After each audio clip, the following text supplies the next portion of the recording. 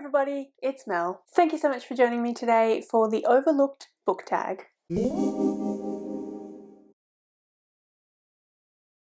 So this tag was originally created by Kirsty from K Beth Bookish, and I was tagged to do the tag by Chelsea from Chelsea Zhao. So thank you very much for the tag. I will link both Chelsea and Kirsty's channel in the description below, so you can go and check them out, subscribe to their channels because they're fantastic, and yeah, all that good thing. So the Overlooked book tag is about things within books and certain books that you feel might be overlooked for certain reasons, minor characters, all that sort of thing. Things you don't talk about all that often. There are 10 questions and then I will tag people at the end as well. So yeah, let's just dive straight in. So the first question, I'm just looking down this way because my computer's there.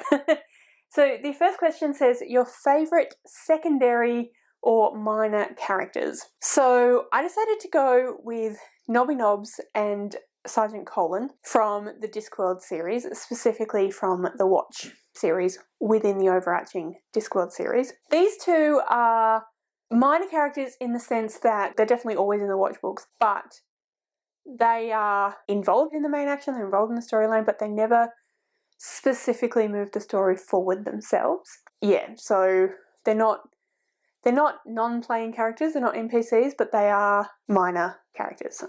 Does that make sense? Yeah, so that is from the Discworld series by Terry Pratchett. They are two members of the City Watch. Yeah. Alright, so number 2 says, an author it took more than one attempt to read to enjoy their work. And for this, I've decided to go with Taylor Jenkins Reid. I've only read 2 books of hers. I read Daisy Jones and the Six a few years ago now. I read it via audio because I had heard that that was the best way to experience the book and because it was a full cast of characters. And I didn't love it. The more I've kind of gotten away from my original experience, the more I've decided that I actually disliked it. Originally I was kind of like, yeah, I gave it 3.5 stars. I gave it like a reasonable number of stars, but I didn't see what the fuss was about. When I first started booktube, everybody was completely obsessed with this book, saying how amazing it was. And I can see what she was trying to do and I can see why people like it, but it was constantly likened to a documentary about like Fleetwood Mac or something like that.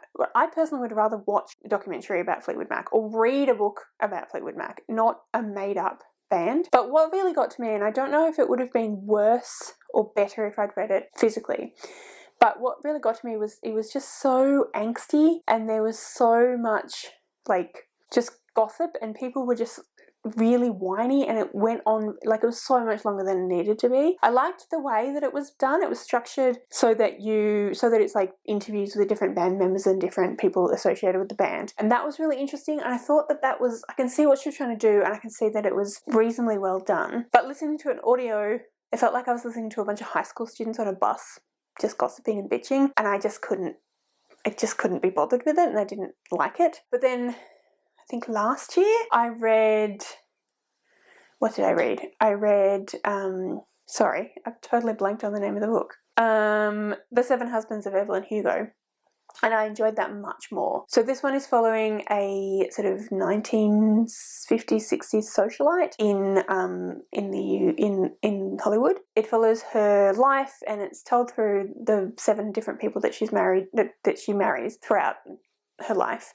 Not through their perspectives, but like through the stories of why she was married to those different men and like what else was going on and who she was really in love with. And yeah, I just thought it was much more interesting. I thought it was much more, not necessarily better written, but just more interesting to me. And because it wasn't told, it was still kind of that interview format because it was set up so that the two main characters, one was a reporter who was taking an interview with Evelyn Hugo, and then the other was Evelyn Hugo who was telling her life story. But yeah, I don't know, I read that as opposed to listening to it. I don't know what it is about that one that I preferred, but it definitely, I still didn't love it. Still not like I'm a major Taylor Jenkins Reid fan now or anything like that. Anyway, yeah, the answer is Taylor Jenkins Reid. Question number 3 is your favourite book from a genre you don't usually read. So I'm getting more into horror and kind of gothic literature, but I don't usually pick it up. I'm not opposed to it. I don't hate it, but I just don't normally gravitate towards it. I'm particularly horror, but I'm getting more into it. My favourite book that would probably span the divide between the two is House of Hollow by Crystal Sutherland. So this is a young adult. We follow one main character who is the youngest sister of these three sisters, and when they were young, so I think she was 6 and then 8 and then 10 potentially, they disappeared off the street. They just disappeared, and they were gone for a month or 2 months, and then they came back and they looked quite different, they behaved quite different, and they couldn't remember anything that happened. Like, when I say looked quite different, like they were clearly themselves, but they had really white blonde hair as opposed to the hair they'd had before. Like, there were subtle differences. Couldn't remember anything prior to their disappearance about their life at all. And then 10 years later, the eldest sister goes missing, and the other 2 sisters think that it's something to do with what happened when they were younger.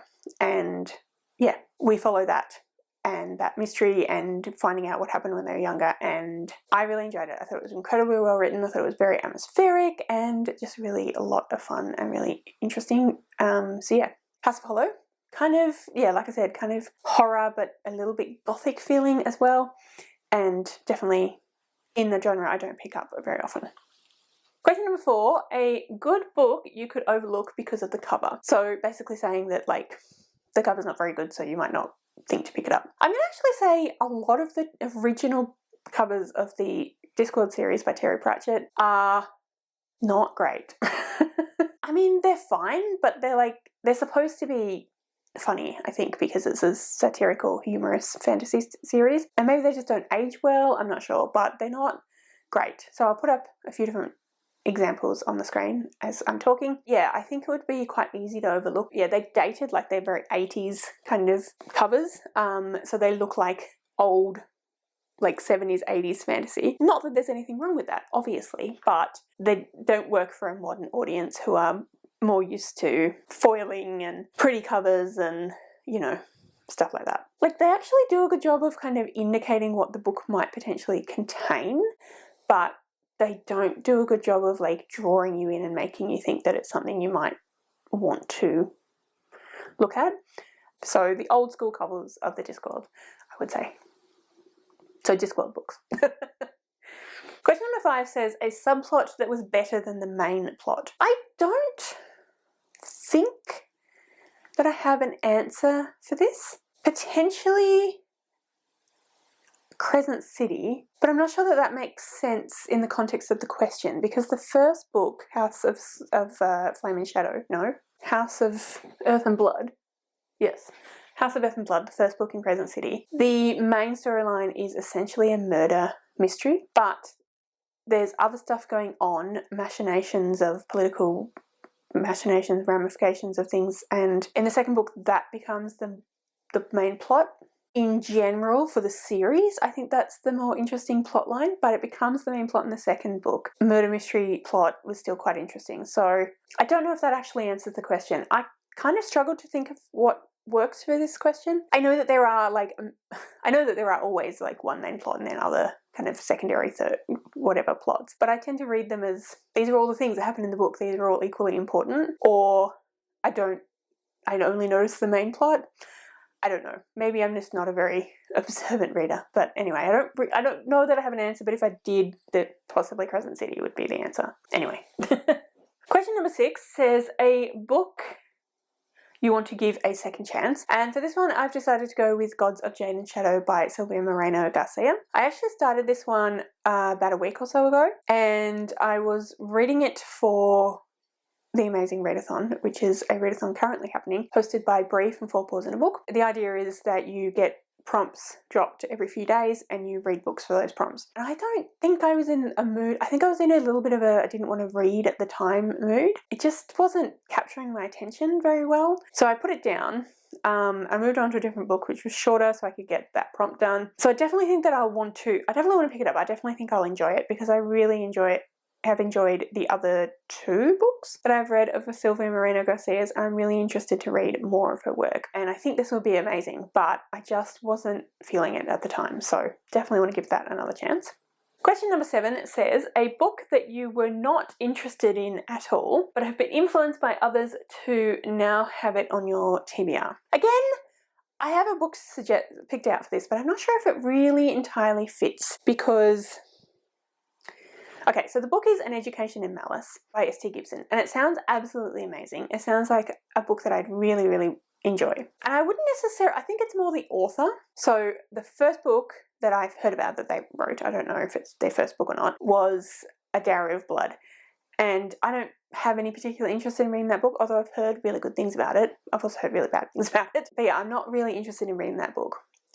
But, so, S.T. Gibson as an author, I wasn't particularly interested in, but then, and so I heard people talk about An Education in Malice, and initially I was kind of like, oh yeah, okay. But then I think there were a couple of different booktubers who spoke very, very highly of this book, and I think that made me want to read it. It is now on my TBR. The amazing Paige from Pages with Paige sent it to me, so thank you, Paige. I've yet to read it. I will pick it up hopefully soon. But yeah, that is definitely a book that is on my TBR that was influenced by other people.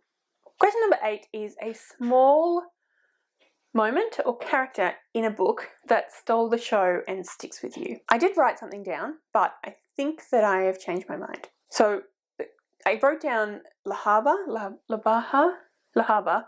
from Crescent City again, which was a minor character, a fire sprite, which I thought I enjoyed as a character. I thought it was really fun. But actually, now that I've reread that, I'm not sure that she really stole the show. I'm thinking of The Live Ship Traders by Robin Hobb, which is the second trilogy in the Realm of the Elderling series. I'm not sure whether you'd say they were minor characters. Or I'm not sure that... So one of my favourite characters in the series is Amber, and I don't think that she is a minor character. I mean, I guess in the same way that Nobby Nobbs and Sergeant Colin are minor characters. Like, they're not extras, but they're not main characters. So I guess she's that. She's not a main character. Some of what she does influences the plot, but doesn't drive the plot forward. So, like, what she does, her influence on the story is significant and important, but nothing that she does pushes the story along, if that makes any sense. Yeah, Amber from The Live Ship Traders by Robin Hobb. Next question is, some series take a while to develop, a series that gets better with each book. Again, this is a tricky one, I feel, but I decided to go again with Robin Hobb. This time, the Farseer trilogy, so the first trilogy in the series. I love all the books, but I've heard people say that they didn't love The Assassin's Apprentice, and I can kind of understand why. It's very much a setting things up book, and we follow our main character Fitz as he grows up. And yeah, it's very much a setting things up. So I definitely think that that series gets better as it goes along. I wouldn't necessarily say that the whole overarching series gets better as it goes along, because I think each trilogy has merit in its own right. But yeah, I definitely think the Farseer trilogy gets better as it goes along. So that's my answer. And then the final question is 3 to 5 books you've never seen anyone else talk about that need more attention. So I've chosen books that I obviously have definitely spoken about. I think 1, maybe 2 of these books I have heard 1, maybe 2 other people speak about them, but otherwise I've not heard people talk about them, and I think that's a real shame. So those books are, first of all, we have Wymera by Mark Brandy. As far as I'm aware, I'm the only person that I've heard talk about this book. Like I said, I've never heard people. Doesn't mean that no one has. So if you're sitting there thinking, actually I heard so-and-so talk about it, please comment and let me know. This is an Australian mystery thriller, and it is one of those books where you have something that happened in the character's past and is kind of coming back to haunt them, I guess. Not literally, in the present. I thought it was really well written, and yeah, I really enjoyed it. Then we have an entire series, which is the Mary Russell series. So this is a series by Laurie Arking, and it is a historical fiction retelling of the Sherlock Holmes stories. We follow our main character Mary Russell. When she's 16 in the first book, she meets Sherlock Holmes, who's retired from being a detective, and he's retired to the Sussex Downs. He's officially retired, but has he really? And he notices having an interaction on the Sussex Downs, and he notices something within her that she's very bright and very observant, and she's quite lonely, and they strike up a friendship, and he takes her on as an apprentice and starts teaching her about solving mysteries and forensics, and then the series goes from there. And I just think it's incredibly well written. I love the characters. Lauria King's such a smart writer. Mary Russell is one of my favourite characters of all time. I've only heard 1 or 2 people talk about this series. The only other person on BookTube who has a BookTube channel that I've heard talk about it is Victoria, from what Victoria read, and that's only because I recommended a book to her from the series. So yeah, I think more people need to read it. I think it's really amazing. The next book is Madam by Phoebe Wynne. So this is a book I read quite recently. I read this because it was directly recommended to me from Victoria again. So I've definitely heard Victoria talk about it, but that was specifically recommended to me. So I haven't heard her talk about it like in general. And I've heard no one else talk about it. And that surprises me because I think it's incredibly well written again. It is a kind of gothic, dark academia book. So that's really big at the moment, dark academia, gothic type books, so I'm surprised that not many people are talking about it and reading it and enjoying it. So if you like that kind of thing, I would highly recommend. I'm not going to go into detail because there's a lot going on, but just know that it's a fantastic book. So that was the final question, and now it just comes down to me tagging some people. So I will tag Victoria, since I've mentioned her a few times in this video. I will tag Paige from Pages with Paige, since I mentioned her in this video as well. Hello, it's Editing Mel. Just realised that I was trying to tag people that I mentioned in this video, and I did mention Brie from 4 Paws in a Book, and completely forgot that I had mentioned her and therefore didn't tag her. So I will also tag Brie from 4 Paws in a Book. I will tag Nell from Nell Diamond. I will tag Ashley from Ashley Absurd, and I will tag one more person. I'm trying to think of people that I don't tag all the time. I feel like there is like 6 or 7 people that I tag like constantly. Shah from Thoroughly Enjoyed Books. So you're tagged. Feel free to ignore the tag, of course, but you know, I'd love to see what your answers are. If you haven't been specifically tagged but you want to do the tag, then obviously feel free. But yeah, that's the tag, that's the video. Thank you again, Chelsea, for tagging me, and Kirsty for creating it. This was a fun tag. Gave me a lot to think about. And yeah, that's everything from me today. Please comment below and answer the questions if you want to answer the questions in the comments.